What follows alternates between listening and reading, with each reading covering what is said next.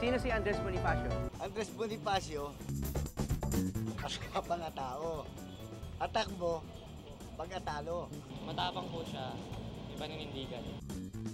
Siya po yung may hawak na itakbo. Siyang nag-umpisa nung himagsikan laban sa Kastila. Hero din natin yan. Hero din tawag. Sa akin po, si Andres Bonifacio ay pinakamagaling na bayani. Bayad siya. Nakaano lang kimono. Dati siyang general. Pareho kami ng birthday. Pambansang bayani. Kalimutan ko na eh. Siya ang lolo ko.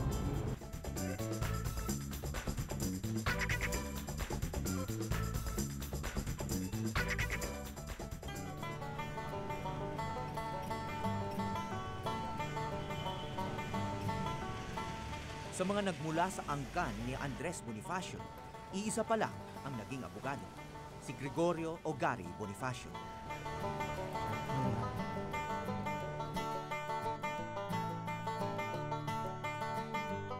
Ilang beses sa isang linggo kung magpunta siya rito sa Comelec para i-follow up ang election protest ng kanyang kliyente. Pero may ipapile pa yata silang second motion. Kung may mga gusto silang hilingin, pwede rin para sa IUPS. Hindi nagkaroon ng tamang bilang dun sa mga balota. So nagkaroon ng at least massive na vote buying. So yun yung pinaka-major complaint dito.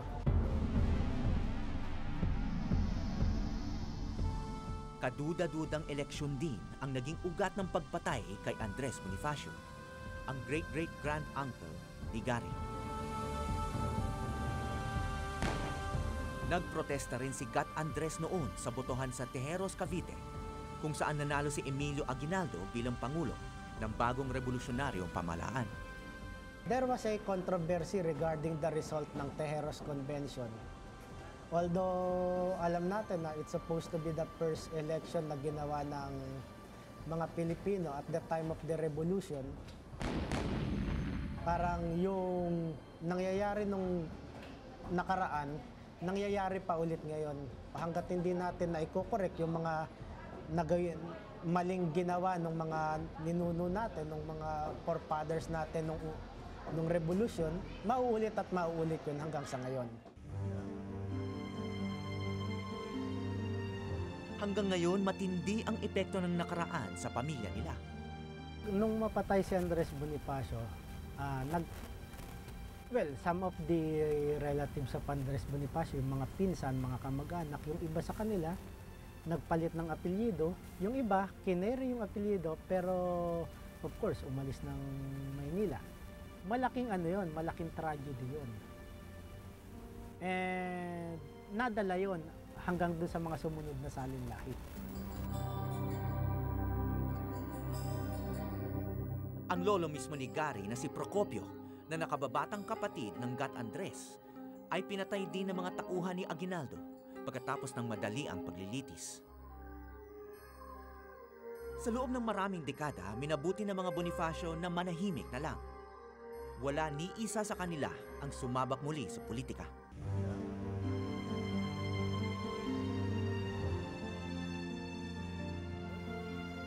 Ngayon, wala nang dahilang manahimik ang mga Bonifacio. Hello, Timothy. Hello. Si Atty. Gary nagpa siyang sumali sa isang lodge ng mga Freemason tulad ng lolo Andres niya. My great-grandfather is the Andres Bonifacio who led the revolution of the 1896. Wow, really? Yes. Ang mga Freemason ay organisasyon ng mga prominenteng lalaki sa lipunan.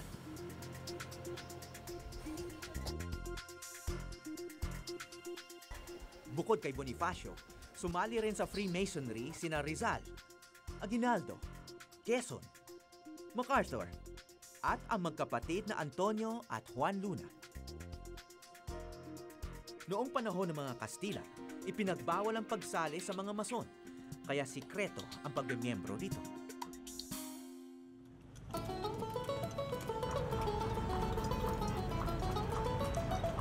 Marami pang bahagi ng buhay ni Gat Andres ang nasikreto. Pero ang mga kilalang imahe niya May mga palatandaan kaya sa tunay niyang pagkatao?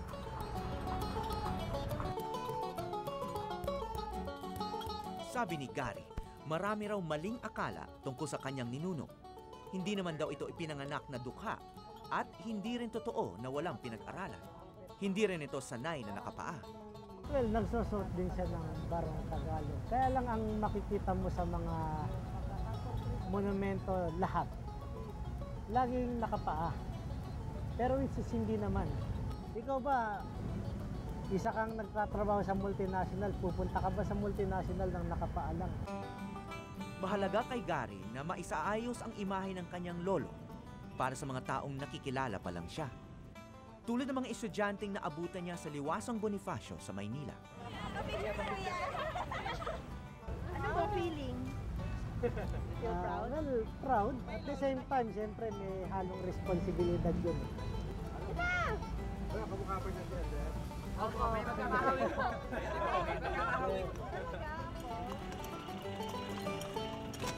Tinuloy namin ang pagtukla sa sinuunang bahagi ng Maynila, kung saan may niligawan daw na dalaga ang Supremo.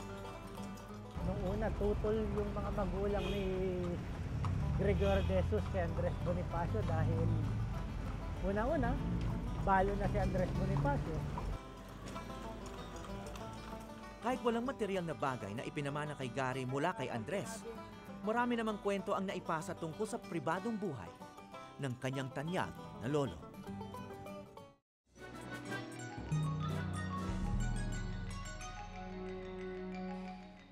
Bago naging shopping center, ang Tutuban sa Maynila ay estasyon ng tren na dati namang residential area kung saan tumira ang pamilya ni Andres Bonifacio.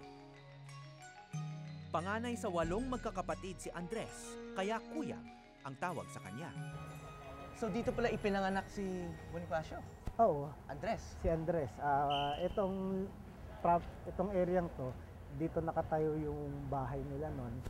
And then, yung mother niya is a Spanish mestiza who hailed from Zambales. So may dugong mestiza kayo? Well, Hindi pala ganun kahirap ang mga ganun kahirap. Bonifacio? Sabi ko nga, yung uncle niya is a kabesa de barangay ng Tayuman. Yung father naman niya, si Santiago Bonifacio, hailed from Pasig. Mga taga-Taguig. May private tutor daw si Andres, kaya natuto siyang magkastila. Mahilig din siya magbasa, kaya tama rin daw na may rebulto siya ritong nagsusulat. Makata rin kasi si Bonifacio. Aling pag-ibig pa ang higit kaya sa pagkadalisay at pagkadakila, gaya ng pag-ibig sa sariling lupa. Hindi rin marahil alam ng marami na artista siya sa teatro. Gumaganap sa mga stage play. Ang paborito niyang karakter noon, yung karakter na Bernardo Carpio. Nagsimula lang silang maghirap na magkasunod na namatay ang mga magulang nila. Dito may Kastila. Kaya si Andres ang tumayong padre de pamilya. Gumawa at nagtinda siya ng mga mamahaling baston at pamaypay.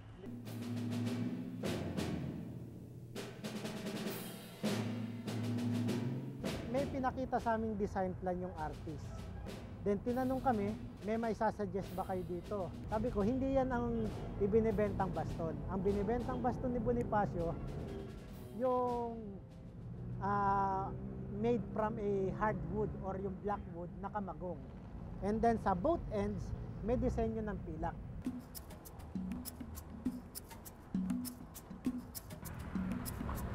Na Andres Bonifacio.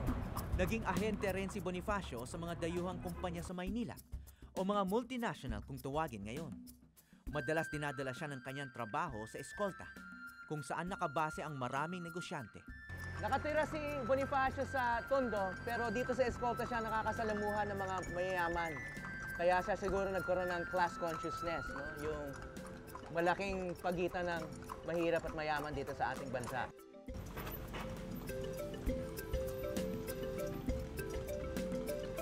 Ito pa rin ang kanyang trabaho nang sumali siya sa La Liga Filipina ni Rizal. Na bagamat samahan ng mga ilustrado, ay kinilala pa rin si Bonifacio bilang miyembro. Nang maaresto si Rizal noong 1892 at ipinatapon sa dapitan, nagtatag si Bonifacio ng kataas-taasang kagalang-galangang katipunan ng mga anak ng bayan o katipunan na ang pangunahing hangarin ay kumalas na ang kapuluan sa Espanya. Bukod daw sa mga sikreto ni Andres Bonifacio tungkol sa revolusyon, nilihim din niya ang panliligaw sa isang magandang dalaga. Nung una para sila magkita or magkausap, kailangan pa na padaanin nila sa sulat. Ayaw nung mga magulang ni Gregoria de Jesus na to mention na nung time na nililigawan ni Andres si Gregoria, mason na si Andres Bonifacio noon So isa pa yun sa ayaw ng mga magulang ni Oriang. Tsaka, katipunero na. Oo, katipunero na nun. So nung makasal si Andres Bonifacio saka si Gregorio de Jesus sa Binondo Church, ikinasal pa sila sa tinatawag na katipunan rites.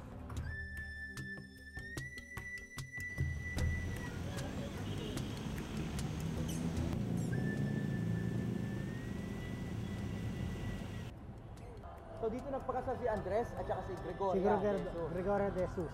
Bakit dito? Well, una-una malapit sa kanila.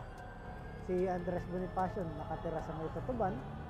Si Gregorio de Jesus dito lang din sa Binondo. Dahil tumitindi na ang tensyon ng mga panahong yon sa pagitan ng mga Kastila at Pilipino, maaaring may kutob na ang mag-asawa na sandali lang sila magsasama.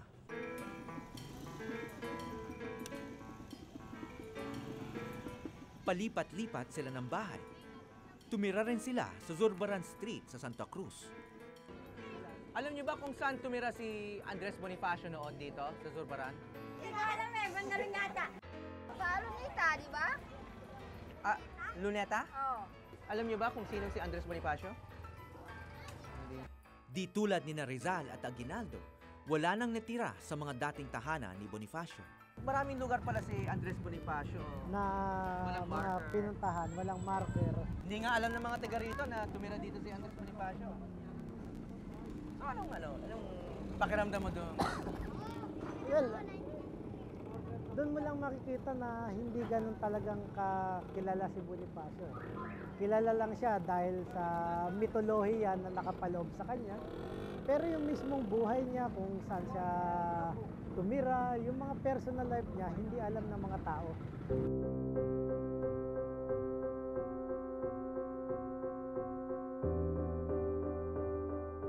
Maski sa kanyang pananamit, maraming maling akala. Even in all kinds of monuments niya, murals, paintings, laging ganun. Laging nakakamisa di chino, may hawak na itak, nakapaa, nakayapak. Pero ako, ang mas magandang imahe ni Bonifacio, yung nandun sa Pasig, yung nakasakay siya sa kabayo, nakasuot ng rayadillo or yung military uniform. Kasi yun naman talang sinusuot niya noong panahon ng revolusyon.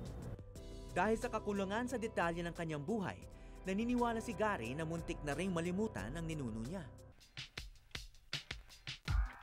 Pagka widely circulated yung mukha mo sa pera, ibig sabihin, malaki yung ginampanan mo sa kasaysayan. Hindi na siguro mawawala si Rizal sa piso, ang pinakamadalas makita na pera. Ngunit ang mukha sa 5 piso ngayon, hindi na si Bonifacio, kundi ang kanyang karibal, si Aguinaldo. Ngayon nasa 10 piso na lang si Bonifacio, katabi pa si Apolinario Mabini. Wala nakatitiyak kung may bahid ng politika ang desisyong ito. Ngunit malinaw na naging mas maimpluwensya ang angkan ng mga Aguinaldo.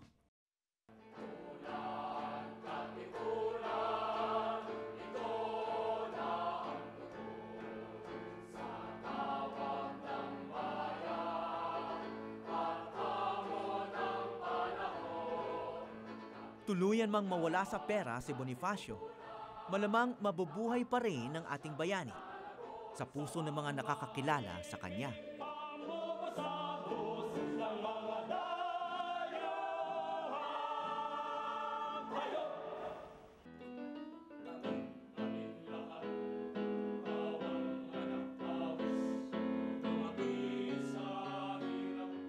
Ang isa sa pinakamatagal ng grupo ng mga awit ay ang Andres Bonifacio Choir na pinamumunuan ng tanyag na composer na si Jerry Dada. Andres Bonifacio was my idol. I remember when I was about siguro 6 years old, and I would recite, "Alin pag-ibig pa ang hihigit kaya't," I would put my right hand on my heart, and I would cry. Gusto ko pong ipakilala si Atty. Yes. Gregorio Bonifacio. We met na.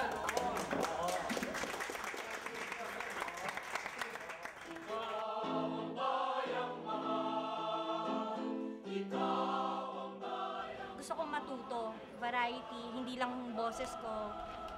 Mapahalagahan ko rin yung pagiging nationalistic ko, pagiging Pilipino ko.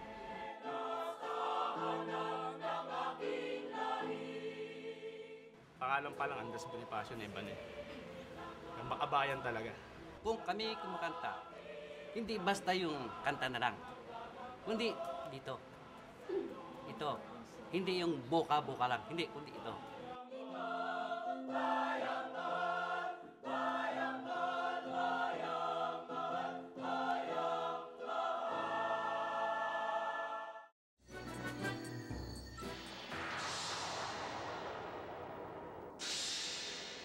Sa pelikulang Bayani, si Julio Diaz ang gumanap bilang Andres Bonifacio na binabagabag na masasamang panaginip.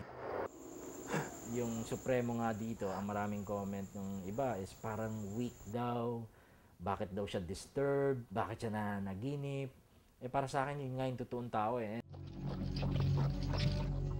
Nagkaroon ng mainit na debate matapos maipalabas ang pelikulang ito noong 1992.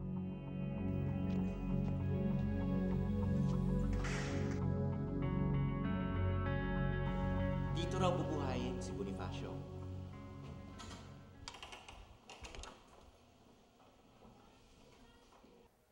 Direct. Buhay na ba si Bonifacio? Malapit na. Mabubuo na. Ngayon, nire-remaster ulit ni Raymond ang pelikula para sa ika-15 taong anibersaryo nito.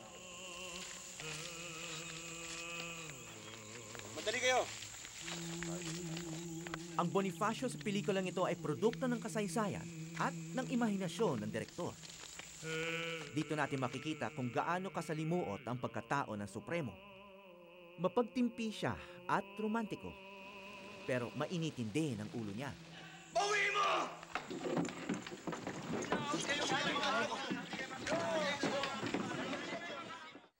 Ito, ang tanda ng ating pagkaalipin.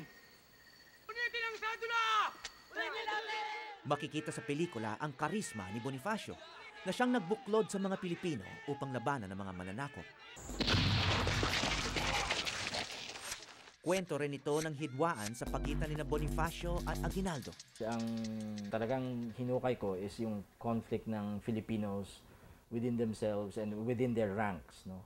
Mayroon na tayong mga batas at alituntunin. Bakit pa tayo magtatayo ng bagong pamahalaan? Ngunit kinakailangan natin ng isang revolusyonaryong pamahalaan. Ang araw at ang bandila ay di nagpapakilala ng uri ng pamahalaan kung Namumulat tayo ng dugo sa paglaban sa hari. Ano ibig mong sabihin? Ang ibig tayong mga manghihimagsik. Pag tinignan mo yung history natin, lahat ng mga critical moments, critical periods, political, social change sa atin, doon pa tayo nagiging magulo at doon natin nare-realize na iba-iba yung ideology, iba-iba yung pananaw, and kaya nagkakaroon ng conflict, no? So, laging ang tema ko yung infighting, eh. Lumaki ang kanilang kilusan. Maaring totoo ngang bawat isa sa atin ay may itinatagong Bonifacio. Pero kahit para sa apo niyang si Gary, may mukha si Andres na hindi pa lubos na natatalakay. So, ginagamit yan talaga dito sa Luzon. Kinausap namin ang dalawang historiador, sina Dr. Mila Guerrero at Ramon Villegas, na ilang dekada nang pinag-aaralan si Bonifacio. So ito yung from there, we drew our conclusions. Para sa kanila, si Bonifacio ay hindi lang bayani o ama ng revolusyon, kundi unang pangulo rin. Ako, sa pagkapangulo ko ng Samahan ng mga Anak ng Bayan. Ayon sa kanila, may mga dokumentong nagpapakita na nang pumutok ang revolusyon noong Agosto 1896. May gabinete, mga sangguniang bayan at gobyerno na ang mga katipunero. At si Bonifacio ang pinuno. Pero si Bonifacio ba nung naging pangulo siya ng revolutionary government, nahalal din ba siya? Oo, nahalal na siya dito sa Balara, Bayak Lamesa. Dito sa Balara? So, hindi yun balota. By acclamation nga. By acclamation at wala naman nag-dispute. Wala nag-challenge. At wala nagsabi na nagkaroon ng dayaan. Wala. Ang ibig sabihin ng by acclamation ay paghiwatig ng mga katipunero ng tahasang pagkilala kay Bonifacio bilang pangulo sa paraang verbal sa halip na formal na eleksyon. Sa makatwid, mas karapat-dapat daw kilalanin bilang unang pangulo ng Pilipinas si Bonifacio, hindi si Aguinaldo. Ngayon na ang panahon para maging magisik. Ang description ni Andres Bonifacio sa Kartilya na lumabas noong 1896, ang tawag niya sa bayan natin, Katagalugan. Baka ngayon, may mga hindi Tagalog na magsasabi na, uy, Katagalugan nga eh. Sabi niya, the word Tagalog means all those born in the archipelago. Ang lahat ng tumubo sa sangkapuluang ito, sa makatwid. Bisaya man, Ilocano man, Kapampangan man, o Iloco man, ay Tagalog din. Dagdag pa nila, may mga dokumentong nagpapatunay na may naganap na dayaan sa eleksyon sa Tejeros na nagproklama kay Aguinaldo bilang Pangulo. May ilang saksi na nagsabing nagkaroon daw ng vote padding sa halalang ito. Whether or not nagkadayaan, basta't ang maliwanag na nangyari, inagaw yung gobyerno. Kasi yung botohan naman, hindi naman yung papalitan mo yung gobyerno, kundi papalitan mo yung mga tao na nandun sa gobyerno. Mataas at maselan ang posisyong ito at hindi maaaring hawakan ng hindi abogado. Ating pinagkaisang gagalangin ang kapasyahan ng marami sa halalang ito. Ano mang uri ng kalagayan ng taong na halal? Biro mo, first election yun ng mga supposed to be leaders natin. Nagkaroon pa ng controversy na hanggang sa ngayon hindi ma-resolve. Ngunit kahit matibay ang kanilang paninindigan, hindi sila naniniwalang maaabutan pa nilang kinikilala si Bonifacio bilang kauna-unahang Pangulo ng Pilipinas. Pero ma-emphasize ko sa inyo, mayroon ng katipunan kahit na wala pa. Mahabang proseso ito. Kailangang rebisahin ang milyon-milyong textbook. Dagdag pa dyan ang mabubuhay na iringan sa pagitan ng mga kapanalig na Aguinaldo at Bonifacio. Kailangan din itong aprubahan ng National Historical Institute. Huwag na natin sana ihusga ang isang pangyayari sa kasaysayan na mahigit 100 taong nangyari base sa standards natin ngayon.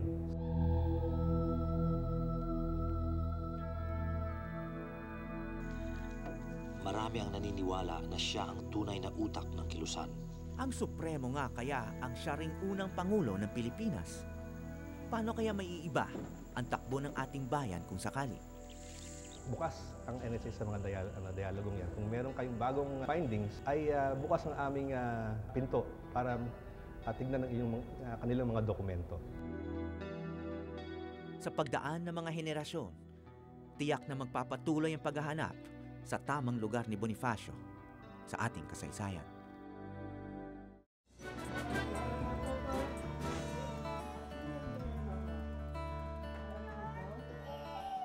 Wala pang isang buwan ang pinakabatang apo sa tuhod ni Andres Bonifacio, si Anderson Bonifacio. Naisa na ni Gary na pangalanang Andres din ang kanyang bunso. Sabi ko, ano na lang natin, Anderson, parang Andres na rin yun. Parang modern ng Andres. Mamaya pag nag-aaral yung bata, parang ano sa kanya na Andres Bonifacio, tapos kalahi pa siya ni Bonifacio. Malaking responsibilidad na nga raw ang maging apo ng bayani. Paano kung magiging kapangalan mo pa? Ganito pala yung epekto ng pagiging apo ng isang bayani. May halong responsibilidad, may mga malalim. Dapat at least yung ginagawa mo kahit papano, consciously or subconsciously, dapat maging aware ka na pwedeng makasira yon sa imahe na ni Andres Bonifacio. Kasama sa mga tungkulin niya ang pagiging katiwala sa alaala ng kanyang ninuno, kahit gaano ito kapait. Certain events arising in the convention caused Bonifacio to bolt its action. Hindi sinabi dito kung ano ang rason kung ba't nag-bolt out siya. Ayon sa ilang saksi, nagkadayaan sa kinikilalang unang eleksyon ng bayan. Ngayon, pati ang gusaling itinayo rito bilang alaala ng Tejeros Convention ay tinaguri ang White Elephant. Ito ang ano ng Centennial, karugtong to ng kawit. So ano dapat siya? Ano, Gawing opisina. opisina ng? Munisipyo. No, gawing opisina din. Nagsisilbing playground na lang. Nasugatan si Andres nang mahuli sila ni Procopio ng mga tauhan ni Aguinaldo.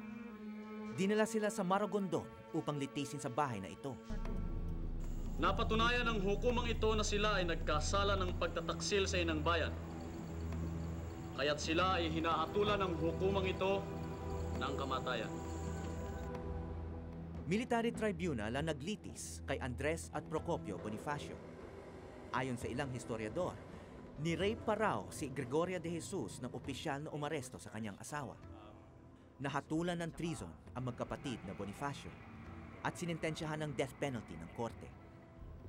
Ang sinasabi kasi ni Agoncillo, kahit papano, ang magkapatid na Bonifacio ay nabigyan ng paglilitis, hindi katulad ng iba na pinapatay na lang.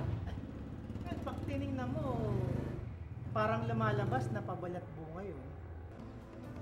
Isa to sa mga trahedya na dinanas ng mga magkakapatid na Bonifacio. Malungkot dahil sila yung nagtatag ng katipunan, sila ang nagsimula ng revolusyon, pero in the end of their life, sila ngayon yung nililitis at allegedly hinatulan ng kapwa nila mga revolusyonaryo. Ang mga bundok ng Maragondon ang mga huling nakita ng magkapatid na Bonifacio. Kahit may sugat si Andres sa kaliwang braso at sa leeg, pinalakad sila ng malayo. Si Procopio ang unang pinatay. Sinubukan daw ni Andres tumakbo, ngunit madali siyang nahabol. Binaril siya sa likod at inilibing malapit dito.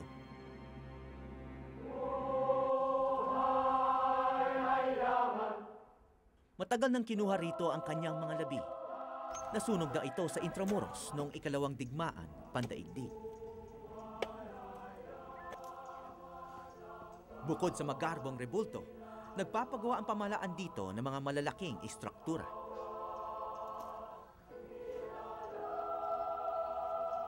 Ngunit maaring ang tunay na pagpupugay ay hindi masusukat sa bakal o simento. Paano mo gugunitain? Sa akin, simple lang.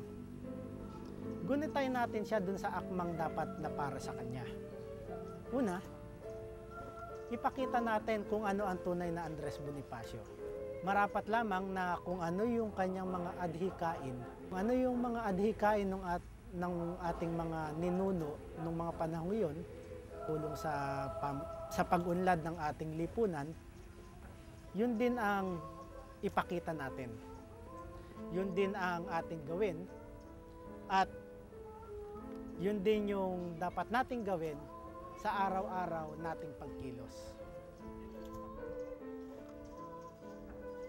Bagamat nahatulan na si Bonifacio noong siya'y nabubuhay, tila patuloy pa rin siyang hinuhusgahan ng kasaysayan.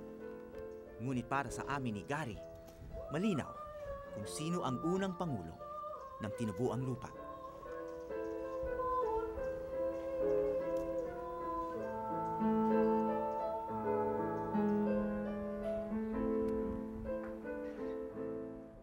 Sabi, hindi siya namatay doon sa... Siguro kasi siya naman nagpagtanggol ng mga ano, di ba? Tanggol yata sa mga kaaway yata yun. Pwede po kasi ano po, maka-Bonifacio po kasi ako eh. So parang bias po kay Emilio Aguinaldo. Dapat siya parang nabigay sa iba. Oo, hindi ko naman alam kung sino pumatay dyan eh. Baka madawit pa ako. Alam ko kasi na. Basta kay Emilio Aguinaldo ba? Pinagtangkaan siya ni Emilio Aguinaldo. Though sa huli, binawi po niya yung written na kasulatan na papatayin ko si Bonifacio. Pinatay siya na ano rin, Pilipino din. Yung kanyang revolusyon na sinimulan ay naging dahilan ng kanyang pagkamatay. Namatay po si Bonifacio ng may dangal. Maraming salamat sa pagtutok sa Eyewitness, mga kapuso. Ano masasabi niyo sa dokumentaryong ito? I-comment na yan at mag-subscribe sa GMA Public Affairs YouTube channel.